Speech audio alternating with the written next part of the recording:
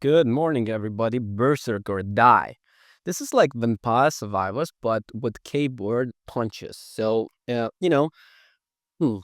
developer's latest venture reimagines the concept of the unique roguelike game, and the result is addictive, interesting, and full on potential.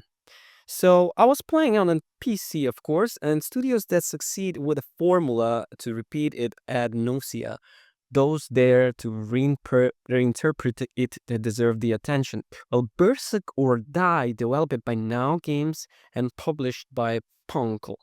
Well, the Punkle is the Vampire Survivors. Take the progression of the older brother, and is it clever? Here you play with the keyboard and you play almost at breaking it. Berserk or Die is very arcade-like 2D action game with a very original control system, since attacking is not about pressuring one key, but pressing them all. The idea is simple. The more keys we press, the harder we hit. This idea may seem like a joke, but nothing could be further from the truth, as it works curiously well and forces the us to completely change how we take an action. The game responds precisely to our chaotic thinkers, and despite the apparent anarchy, we soon understand that there is a rhythm, patterns, and even a certain amount of strategy. The right half of keyboard will make us hit right, and the left half will do the same for left. The two diagonal rows in the middle of the keyboard serve to block on each side of the keyboard, and moving the mouse will launch the special attack once that fails the bar. It's easy to pick up and play, but memorizing the thing, particularly control system, requires some patience.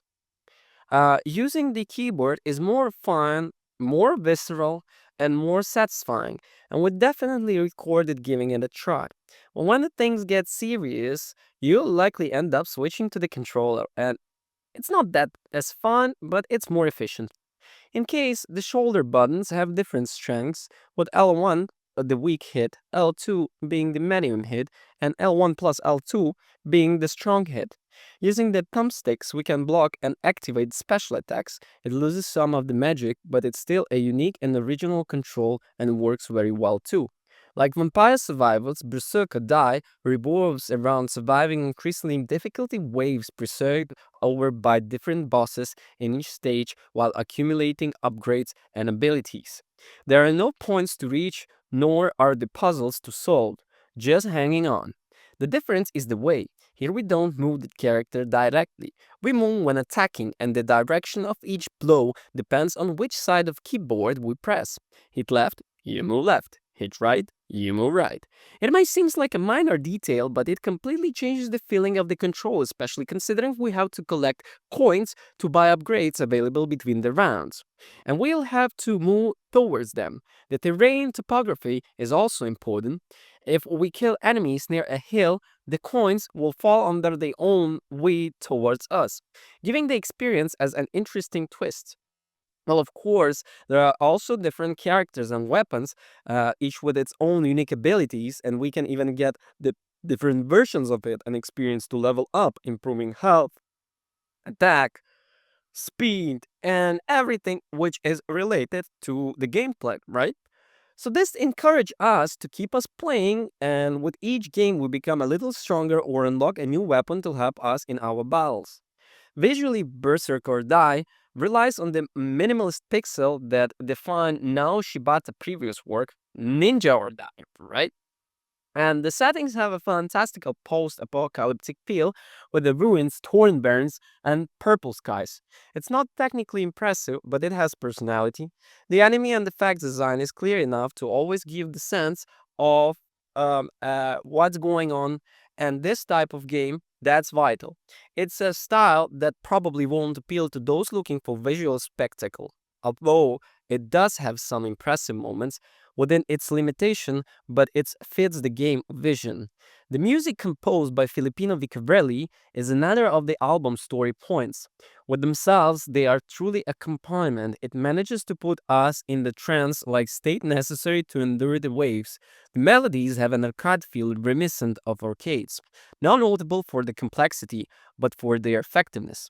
Berserk or Die is one of these games that wants to do something different, even we are constantly comparing it to the other games. It starts out as a reinterpretation of the Vampire Survivors concept, in the same that it's very arcade-like and original, but ends up being something very different and unique. A game that isn't afraid to embrace the chaos and turn into a mechanic that knows how to reward effort without becoming frustrating, and that always encourages us to play another game. Plus, the price is right, and the price is good, and the price is amazing. That's only $5, offering already justifies the investment. We believe that it's the biggest challenge to be staying fresh. Now games and Punkle manage to expand the variety of the levels, enemies, and abilities we have a new cult favorite of our hands.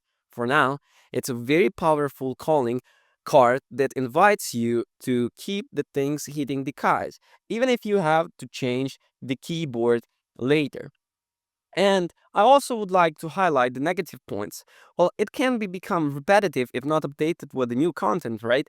And using keyboard is less precise than using the controller for the seeking records. I hope they will find a solution for this, but a very entertaining game that successfully adapts the Vampire Survivors concept to a new genre.